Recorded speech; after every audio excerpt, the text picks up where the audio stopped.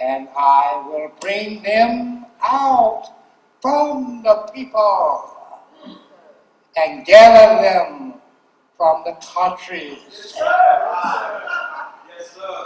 and will bring them to their own land.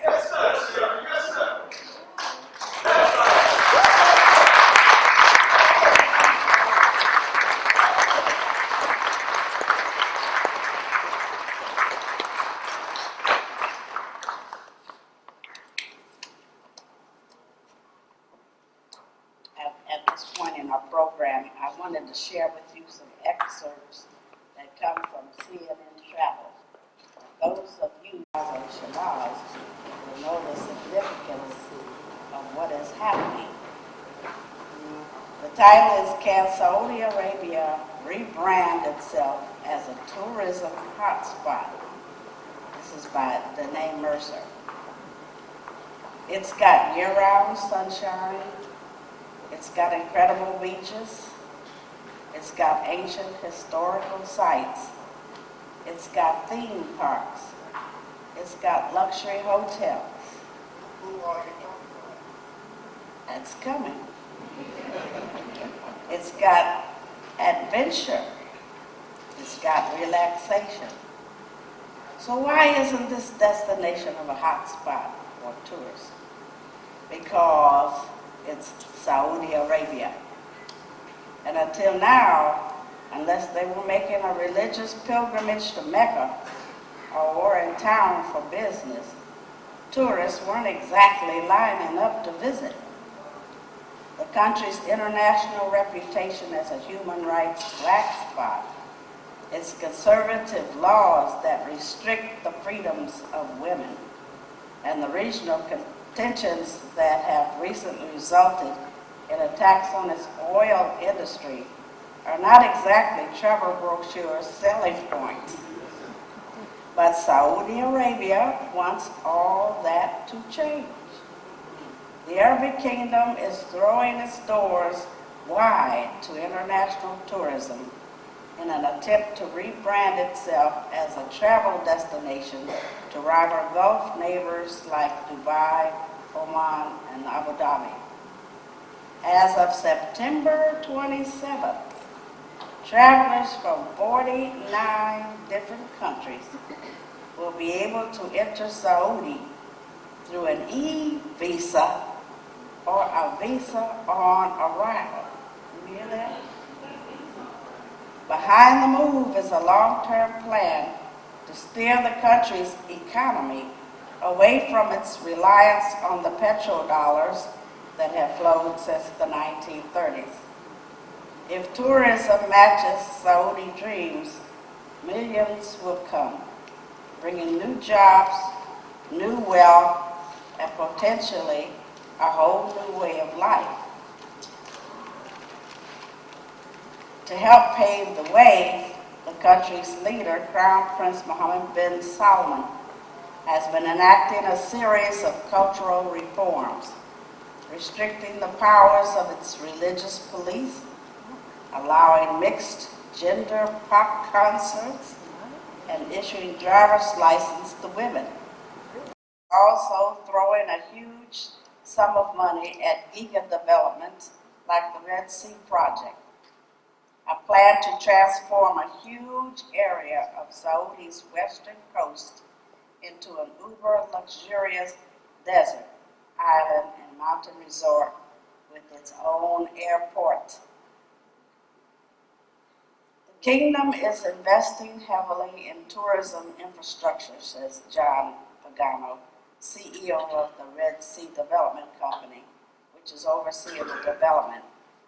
The 28,000 square kilometer Red Sea project alone is projected to create 35,000 direct jobs and 35,000 indirect jobs and contribute an estimated $5.8 billion per year to the kingdom's economy, says Pagano.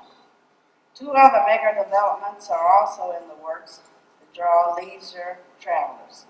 The vast 500 billion metropolis of Lyon will span 3 countries and is intended as an automated tech paradise where people move around using self-driving cars and passenger drones.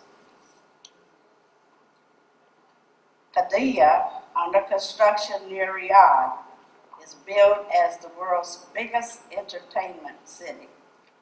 It has already lined up a Six Flags theme park that will feature what's claimed to be the planet's fastest roller coaster. The country can also capitalize on its extensive historic and geological attractions. Saudi Arabia is home to 5 UNESCO World Heritage Sites.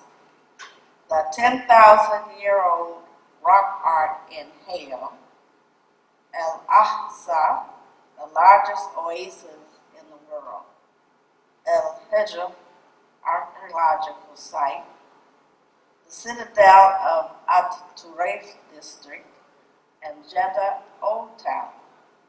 It has also experienced in installing modern transport links with recent upgrades to the network built to handle the Hajj, an annual pilgrimage to Mecca in Saudi Arabia that attracts over 2 million people. Comparisons to the dramatic transformation of Saudi Arabia's UAE neighbors, now seen as well-established tourism destinations catered to a variety of budgets and interests, are inevitable, but experts say that while there will be some overlap, they're not necessarily catering to the same markets. Saudi Arabia will never outshine Dubai, but I don't think it wants to, said Kevin Newton, executive director of New Analytical, a company that provides analysis on the Islamic world. It wants to focus on family-friendly activities. This helps build Saudi Arabia's reputation with the Muslim world, but also shows that the country is so much more than oil and the Hajj. Newton says Saudi officials know that their initial market will be other Muslim countries. That does not mean that Westerners, or anyone else for that matter, are being ignored, he adds. Because of the Hajj, many Saudis in the hospitality industry also have a number of skills that can quickly apply to more general tourism, principal among them being proficiency in English. Given that the promotional materials for Neom features women wearing Western workout and leisure attire, it is clear that Saudi Arabia is seeking to attract a professional class of tourism who would otherwise frequent Dubai. Yet, will all of Saudi Arabia's recent controversies harm the country's goal of becoming a tourist hub? Yes and no, says Newman.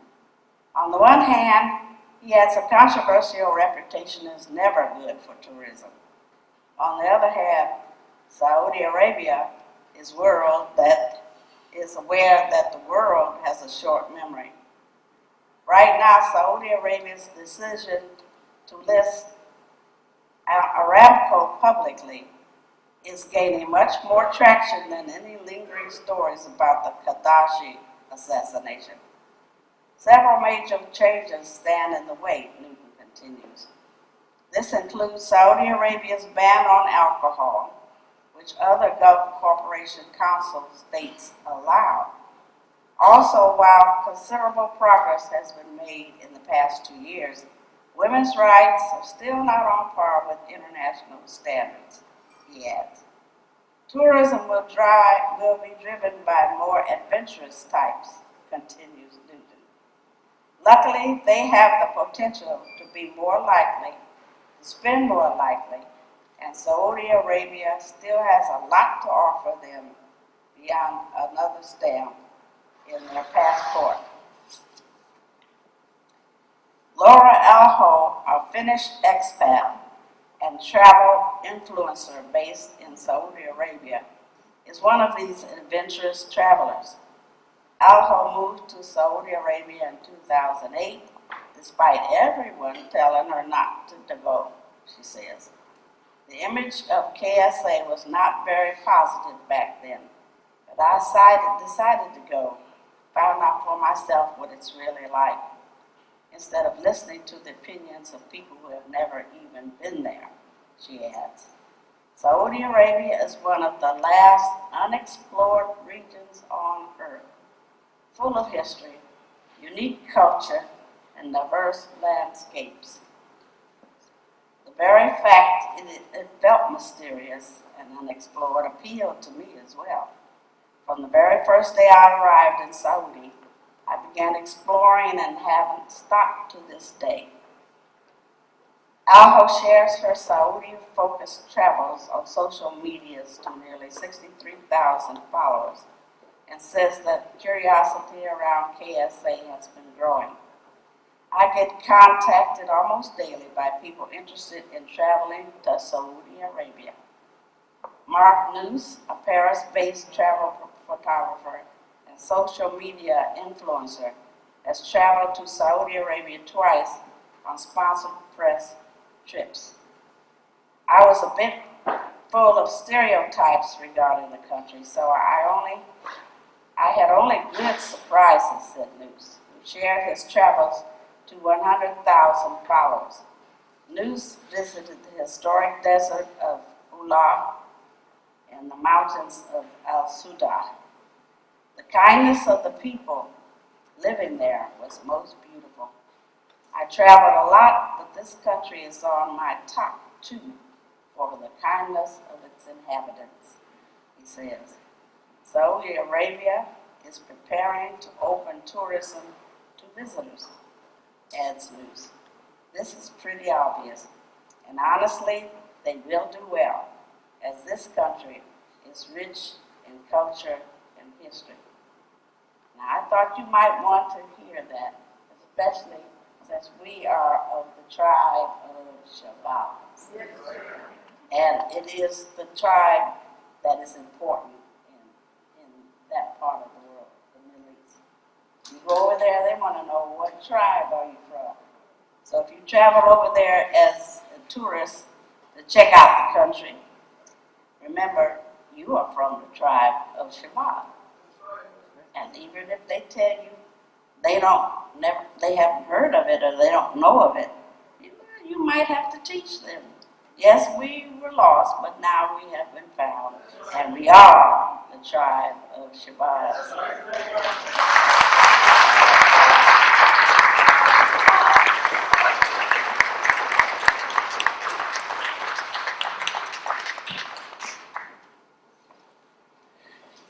Master Farad Muhammad, to whom praises are forever due. He came from Mecca, Arabia, to find us and to teach us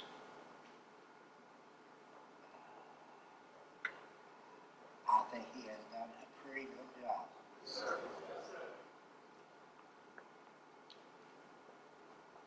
We cannot go to any court, either in America or in the UN, fighting for reparations under the name niggers, or the name color, or the name coon. What else do they call us? Blacks, African Americans, people of color.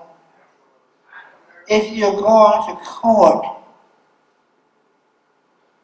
you need a name.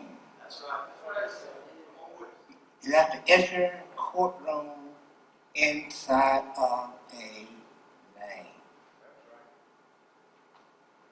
Does that make any sense to you? We, as a people, collectively needed a name.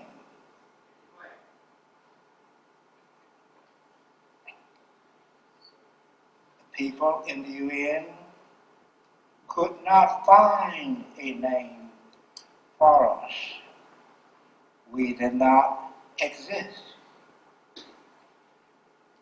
Even as colored, Negroes, niggers, coons, there was no record on file of us plantation slave children. Thus,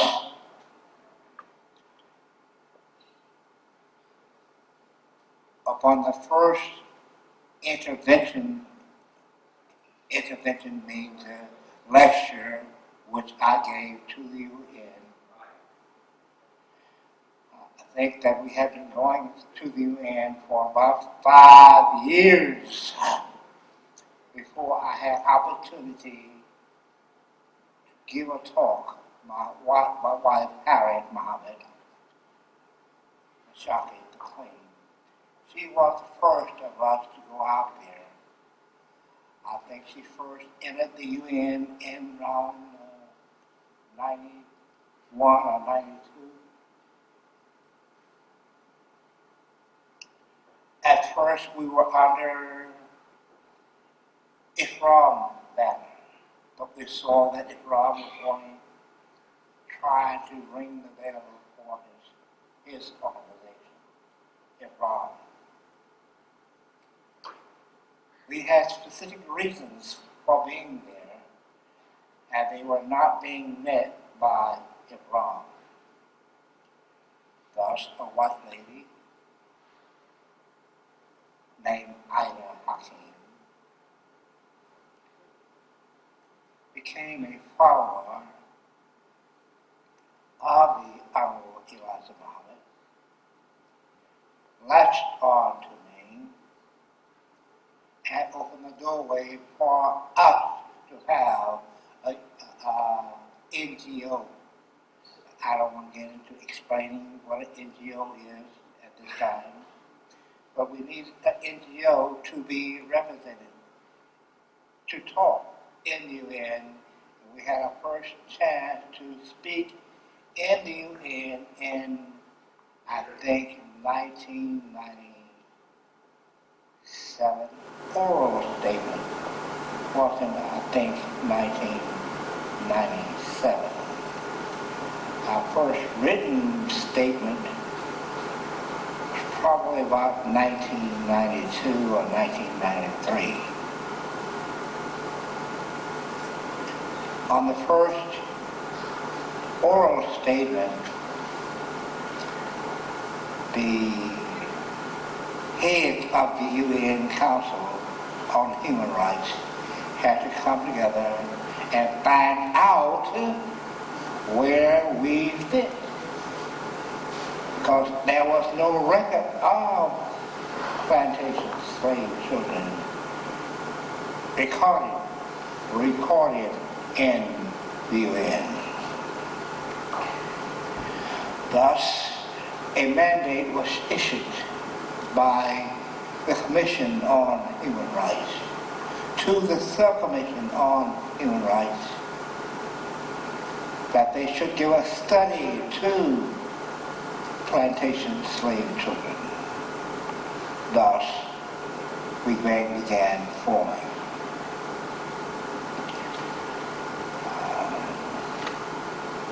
In short, the first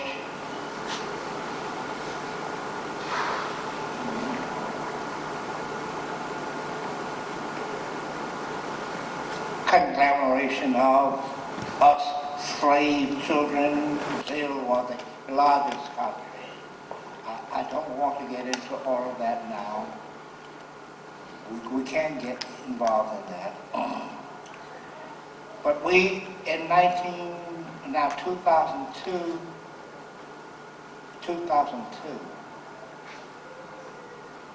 came to a consensus that we would call ourselves, us, 19 different countries, 19 different organizations, we decided that we would call ourselves afro-descendants. Thus, we had it put on the paper in the UN, we are afro-descendants. Today, there are about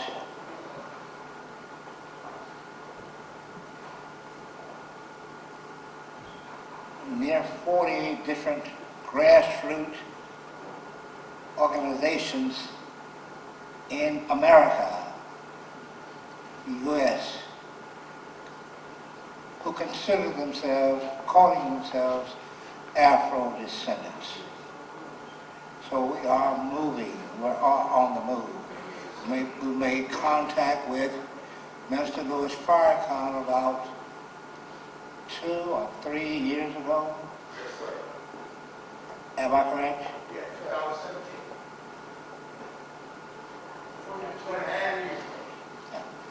I personally went to his home and asked him if he would bring the Lost Foundation of Islam under his group and the Lost Foundation of Islam group in as one group in the Afro-Descendant Nation.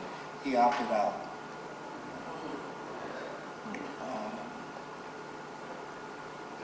This is one of the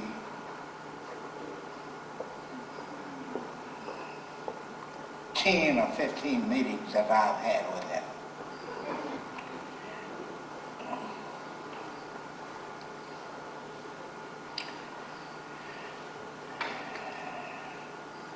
Not only are we calling for reparations, but we are calling also for self-determination. That's a UN recognized right that you have. The right to identify yourself. All praises are due to Master Farad Muhammad. In closing,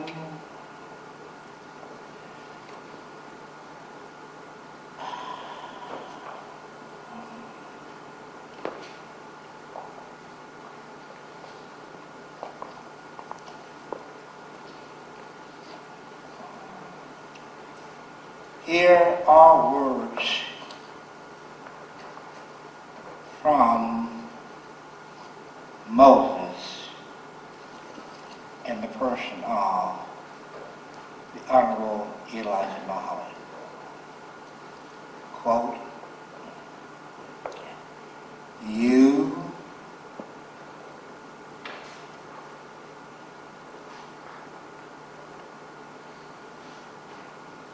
and all your children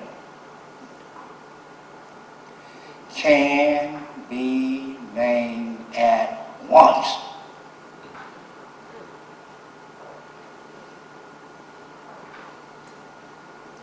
Still quoting.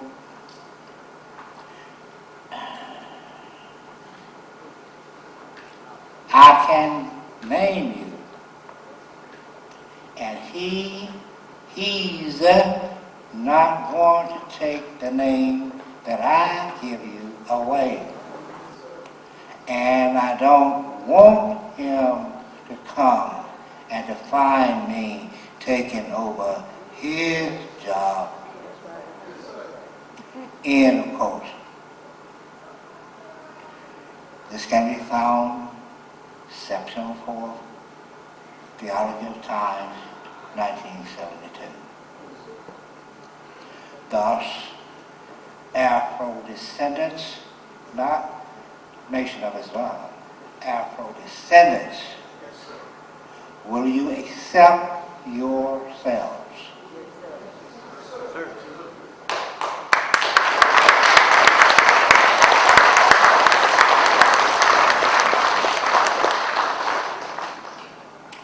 Truth can only be glimpsed through the eyes facing death. It is like unto a glowing golden mist of light, 3 to 5 inches in front of you, chest and head high. Grab it, hold on to it, wrap yourself up in it, and refuse to let it go. All black people can will it. Will it you must. Will yourselves onto the stage of life as other nations and peoples have done. Clothe yourselves in the government of the afro-descendant nation of Islam. Assalamu alaikum.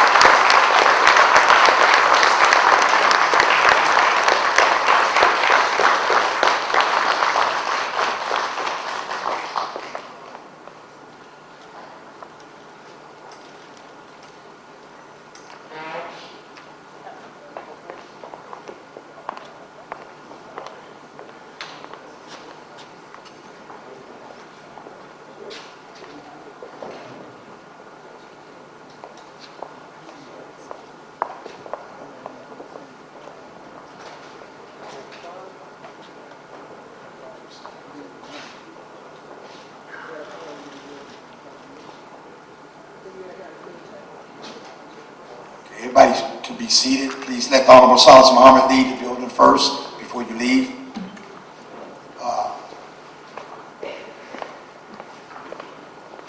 At this time, I'm looking for Brother Minister Ishmael Al-Islam.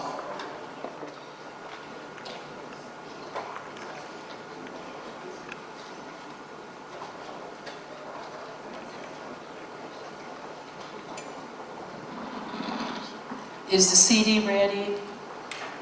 I'm going to just do a portion of the song, if that's okay. Minister would like to hear the song again. I think it really feeds his soul. And then we're going to have a short discussion because a lot was said here today, and we have a lot of work to do, so we're going to have a short discussion. I'll do a portion of the song. To see clear through despair, the way we've always done has even more meaning now. To be burdened with care, burdened with care, still find some fun. And to make a way where there truly there was none, there was none. That's been the road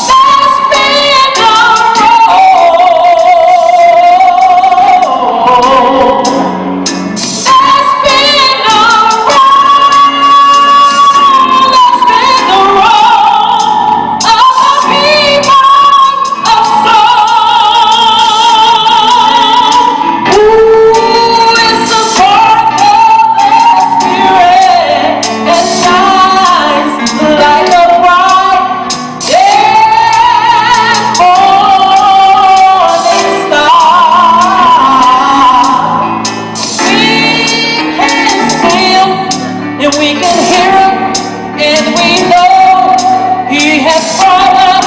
He brought us as far. He brought us right where we are.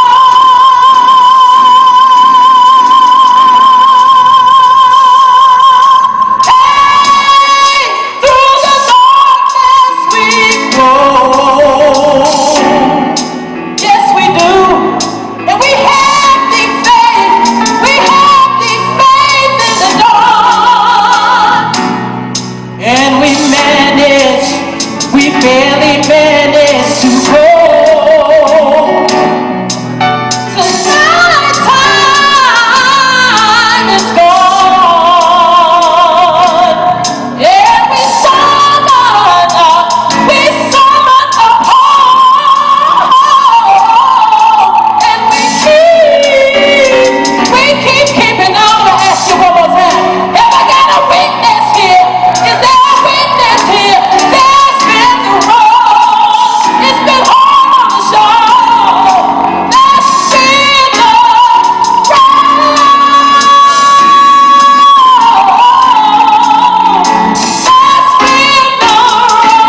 You can begin to fade it out. That's been the road. We've had a lot of things to figure out, yeah. Oh, but we can make it, y'all. Oh, we can do it, yeah. If you believe that we can make it, you ought to clap your hands right now.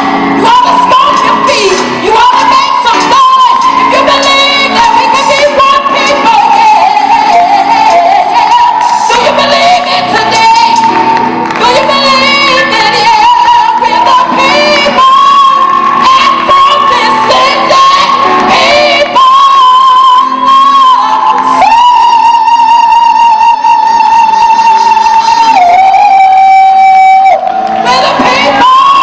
We're the people, the afro-descendant people of soul.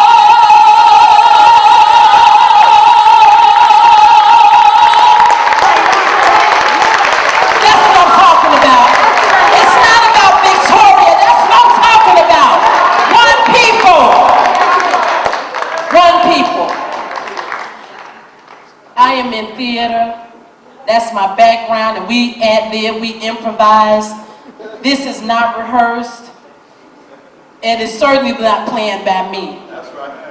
But as I sit there, Minister Tahama, who I've had an opportunity to work with and meet with for the last 3-4 years now, and others in the room, I asked, can I say Captain? That's what I better say. Captain Silis Muhammad, I think we should give him another round of applause.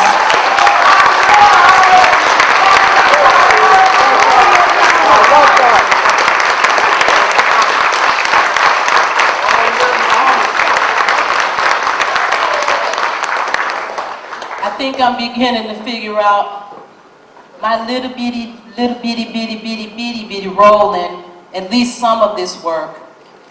And as I sat there and the lecture was ending, and I thought that we were just gonna get up and leave the building and go home or whatever our next destination is.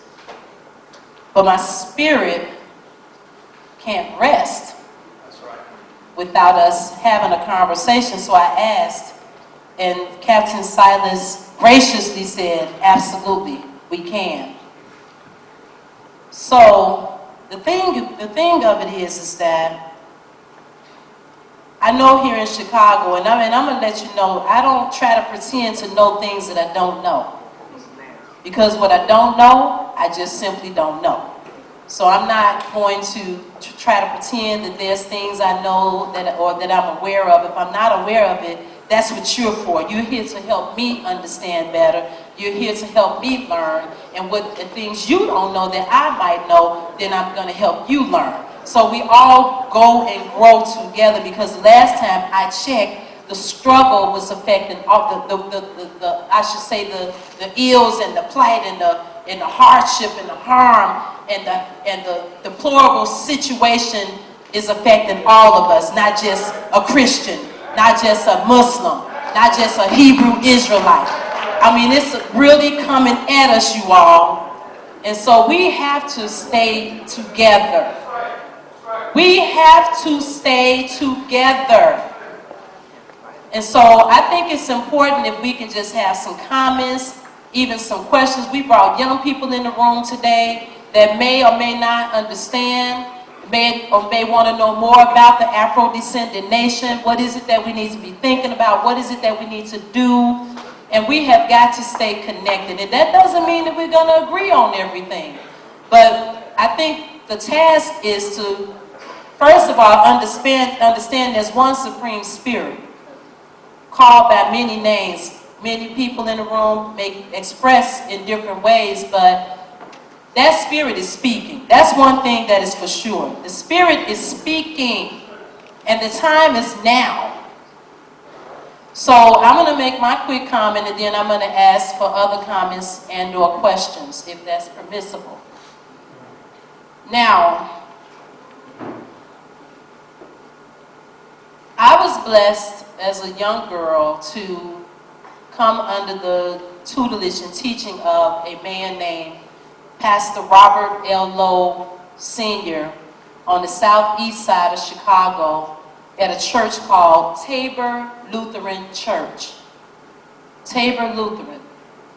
So when I got there as a young girl, my family followed one of my uncles who played basketball, and that was the hook that my pastor used back then to get the youth in the community together. So long story short, I became, I was under his teaching, and he was always, and still is, matter of fact, he was always about us as a people.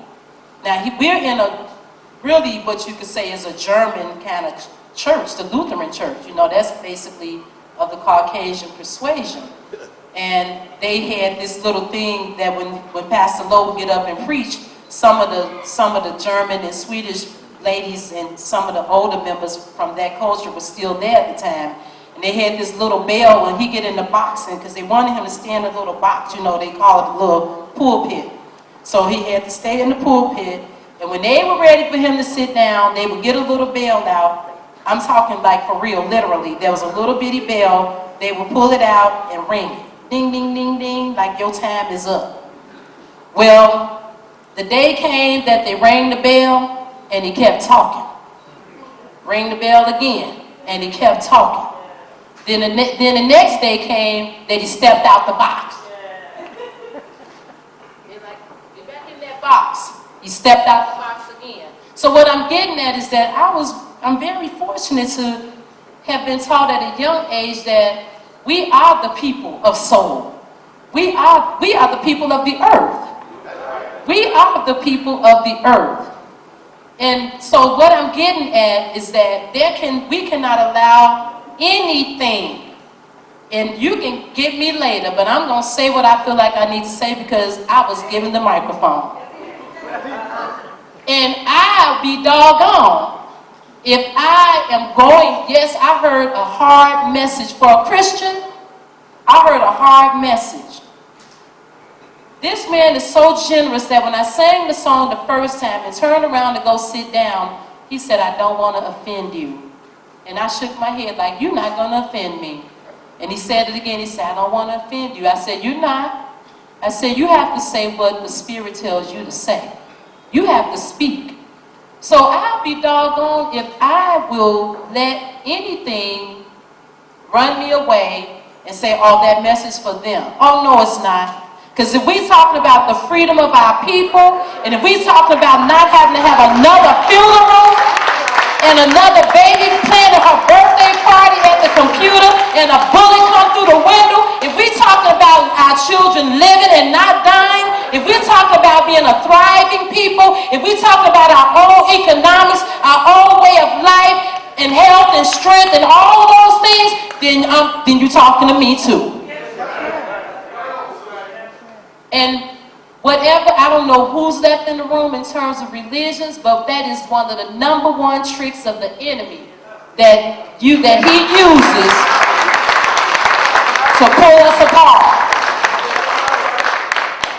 And I've heard somebody else say this, so it ain't man. I'm not that smart, but somebody said that when a bullet is shot out of a gun, it don't stop in mid-air to say, oh, I'm about to strike a Christian, or I'm about to strike a Muslim. That bullet goes to its target. And right now, we all the target. I added that part. We're the target. So I am in. I'm all in. All in.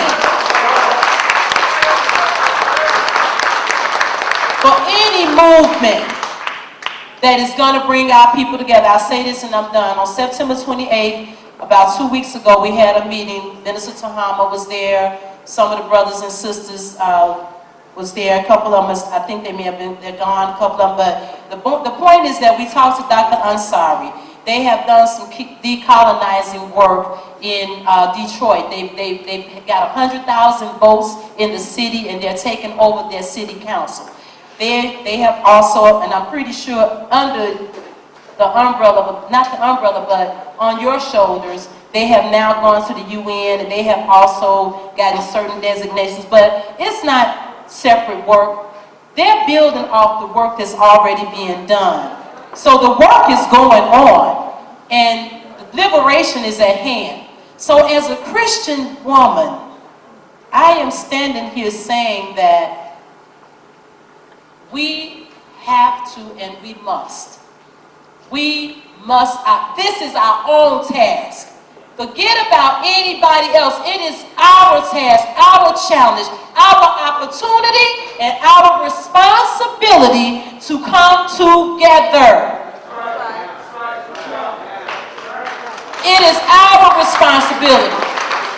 We cannot tell anybody else, oh, well, they was over there, they was talking crazy. Oh, I ain't like what they... No, then you're wrong then. If that's how you feel, you're wrong.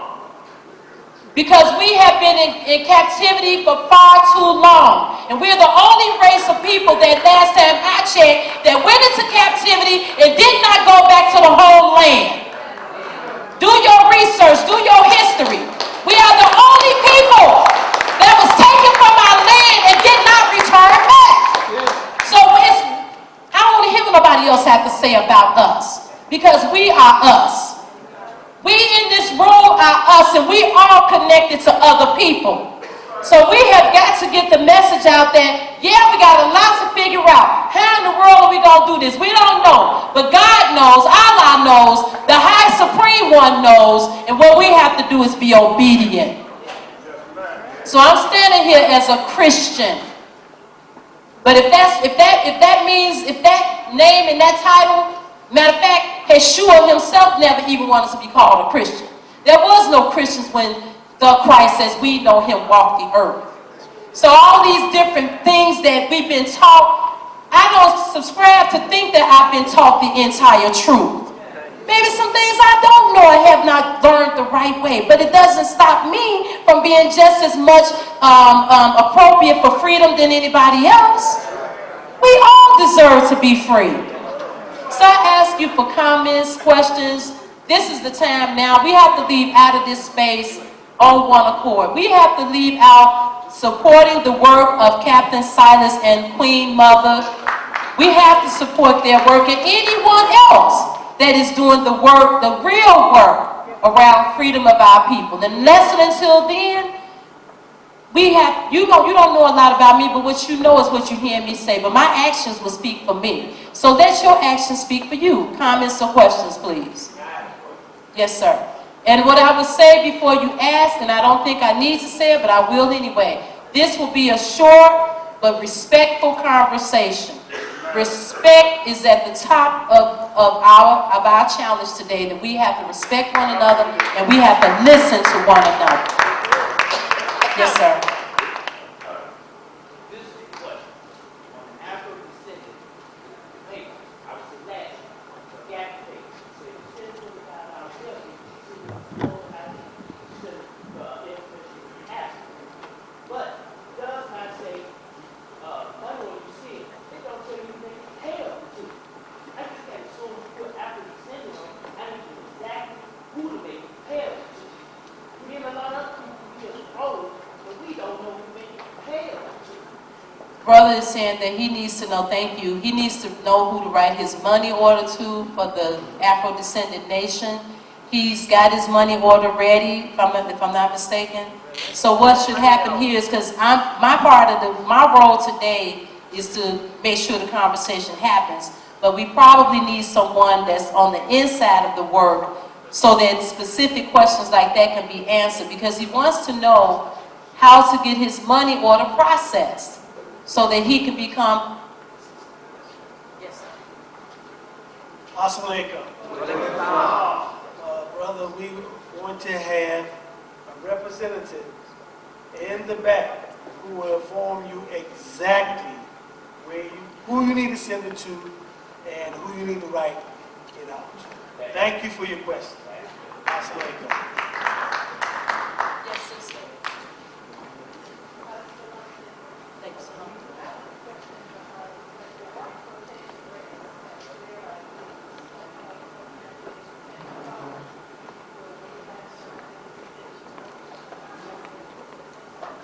Will we have identification cards as afro-descendants?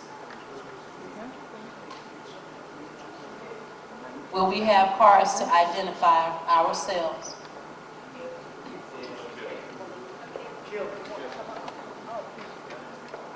The president of the Afro-descendant nation is coming forward. We have only about 8 more minutes, about 9 more minutes, and then we have to start a swift wrap-up. But I think this is good because there are people in the room that want to participate, want to get involved, and we need to know what to do. Thank you. Oh, while we, right quick, yes, sir. Right, and then we'll hear from Sister. Those of you who are present, I'd like to say this is my second meeting, and I really would like to give all the praise to the minister, Muhammad, his wife. Everybody knows Michael Jordan. Nobody knows me. I'm more famous than Michael Jordan. I'm getting kind of old now, but I've been thinking, I've been doing a lot of thinking, and I promised myself I'm going to come back and I'm going to take all of this genealogy, not the homo genealogy side. Genius in me is spread it to the nation because we need to get some of that money that's out there. So I'm going to work with the nation, not as a Muslim or whatever, to help this nation grow. Because I like what y'all are about, and I've been that way all my life. Thank you.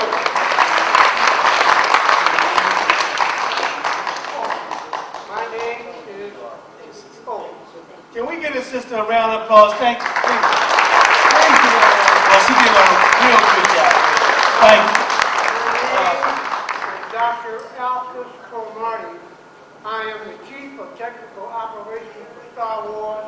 I built the Space Shuttle program. I kept all the astronauts safe. I'm a bomb expert. And I had to tweet Donald Trump in 2017 because he was getting ready to put America at war. See? And so I got too much talent. My love, shoot. Minister, can you get brothers information? It's very important to us. Can you please get us information? Give him a hand, please. Thank you very much. Thank you. We need you to get that information so he can get back to him. We're moving. We have to move quickly, brothers and sisters. Without ado, we have to bring up our president of the Afro-descendant nation. She has a very, very important message. Please give her your warm welcome. I feel that I'm moving on. Thank you.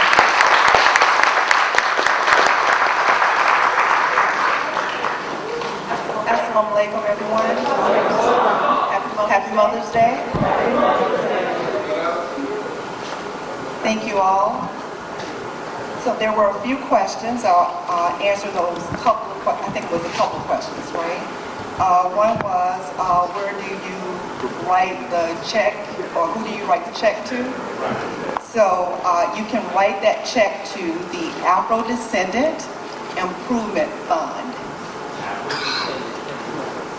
Yes, sir. And we have our national secretary that's in the back.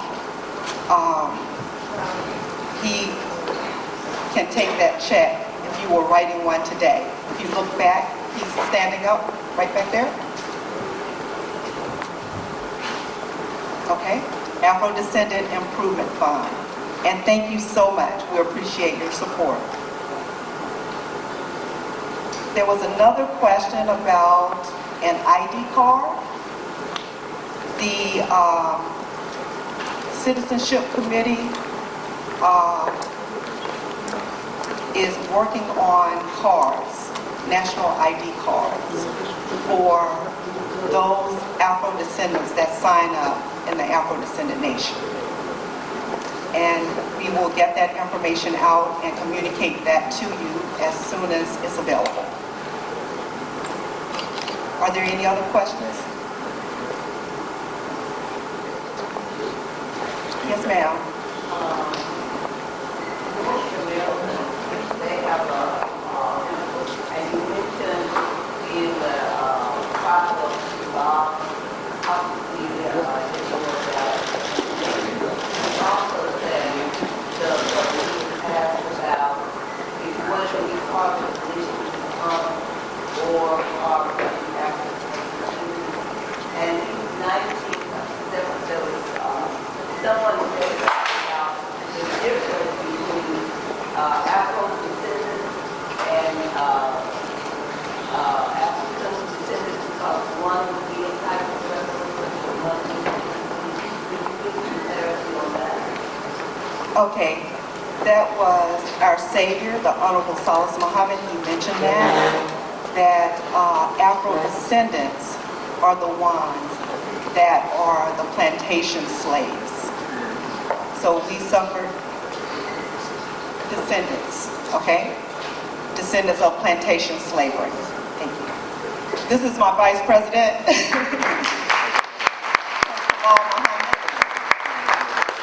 We balance each other out. Okay. So as Afro-descendants, and I'm going to read something and reiterate what the Honorable Silis Muhammad said earlier, and hopefully that will be clearer to you as to why we would be those ones that would be able to receive our reparations.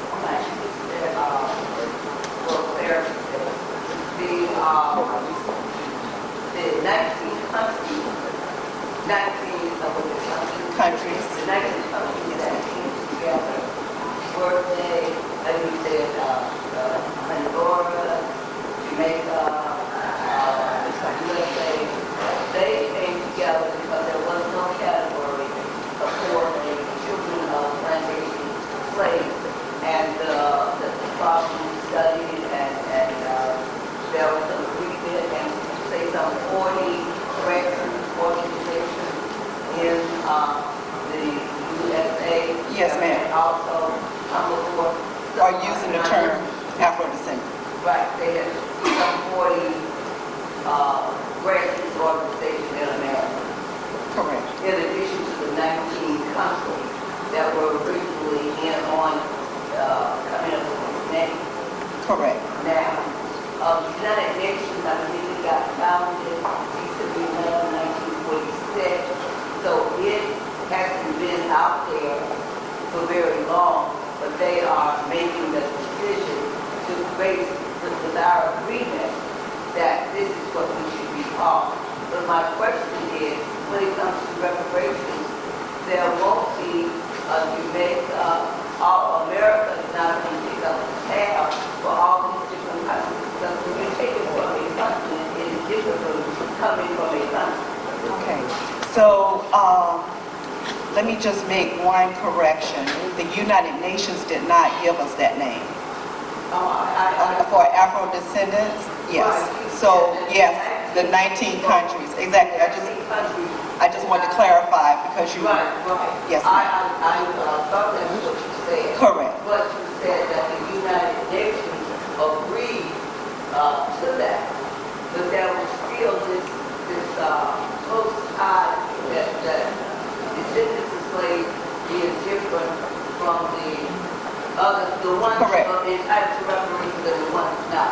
What I'm trying to find, making it clear, because I guess I don't all those words, making it clear is that the ones entitled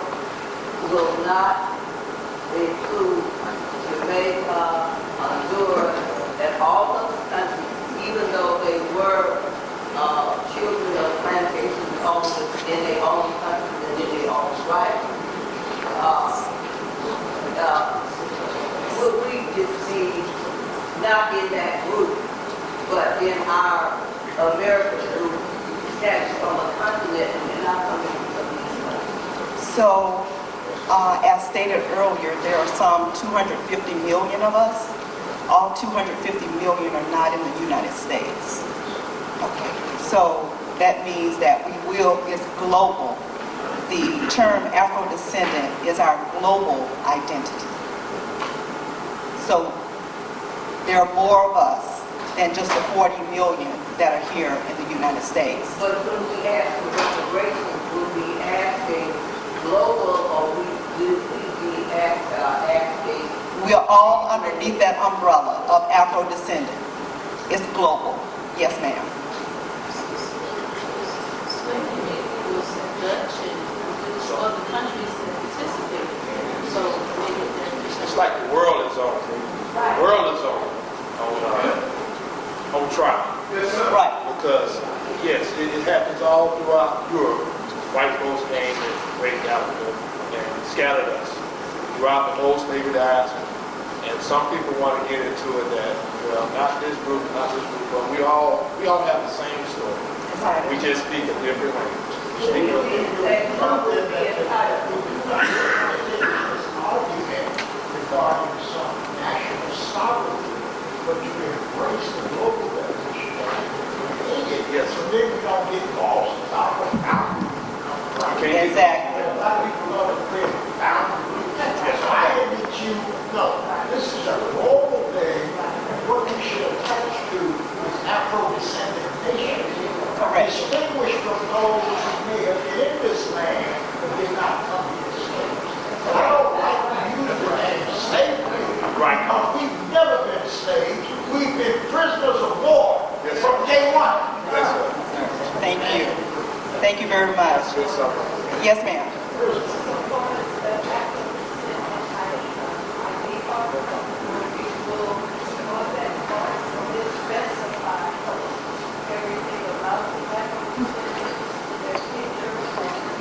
There will be a picture on there, and there will be some more identifying information, and we'll get that out to you as soon as those cards become available.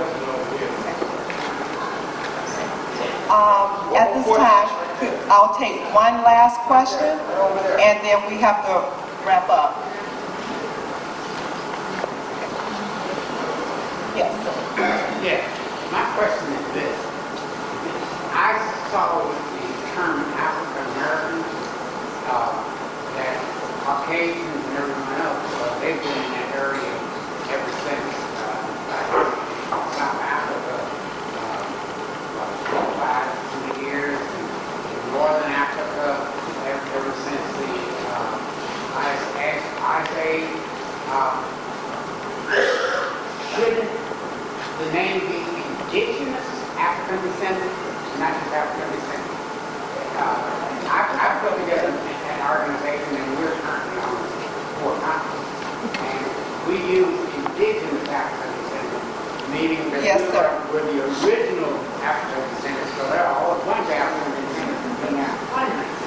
Okay, so yes, sir, I understand that. However, as the Savior mentioned earlier, the term has already been accepted. That is the name that we're accepted under for Afro-descendant. I said one question, so I will talk with you afterwards if you like. Okay, thank you.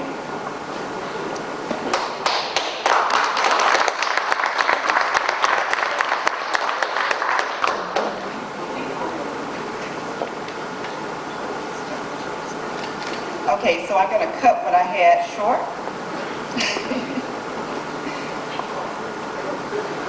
And I just hope we don't miss the good opportunity. yes, sir.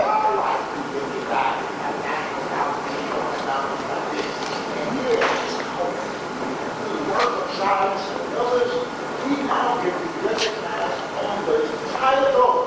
Yes, sir. As one people, not divided as our artificial legal boundaries, tribal and other type of things. I think that's important for us to remember.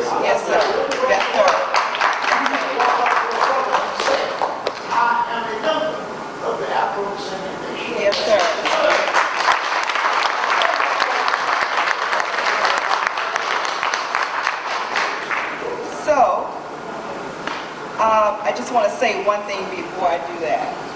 I can't help myself. The executive branch is launching a campaign for the 2020 U.S. Census. We would like for all Afro-descendants, all Black people, all African Americans to check the box, Black, African American, and they still have Negro on there. How about that? Check that box, and in addition to checking that box, scroll down to where it states some other race and write in the term Afro-descendant.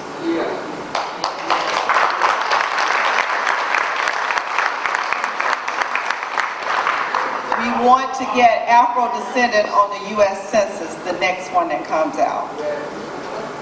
With that said, I'm going to reiterate something that the Honorable Silis Muhammad stated earlier.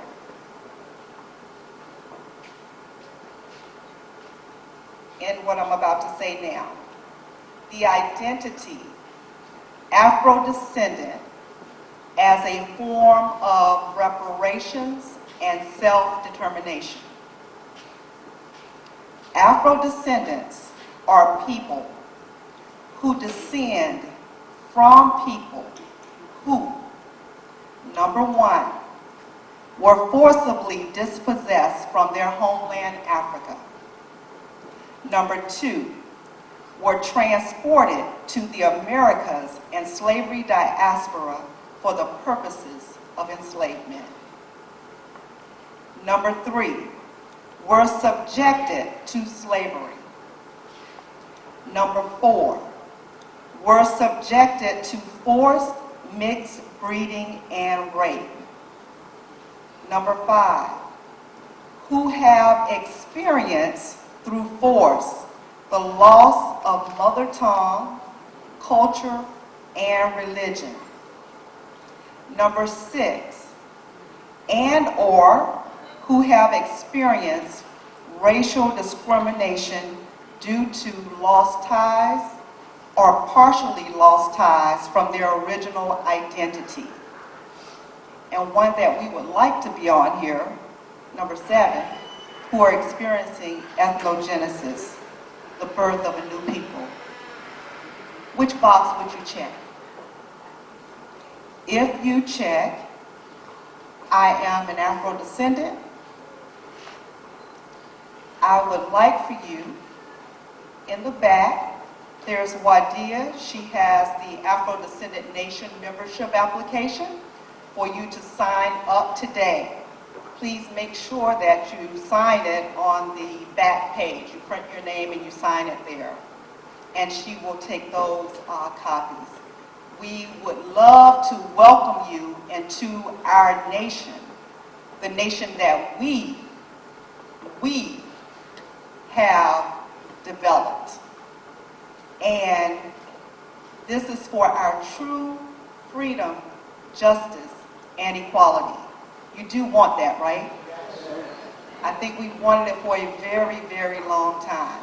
So now here's your opportunity for you to come in, and as the sister was saying earlier, with ideas that we have, be able to get our ideas out there together. We wash those ideas clean, and then we come up with the best solutions for our people. Remember, I didn't say individual. This is about a nation of people. And we want to look at it that way because we want all of our people to be up and functioning as fruitful citizens of the Afro-descendant nation. Assalamu alaikum.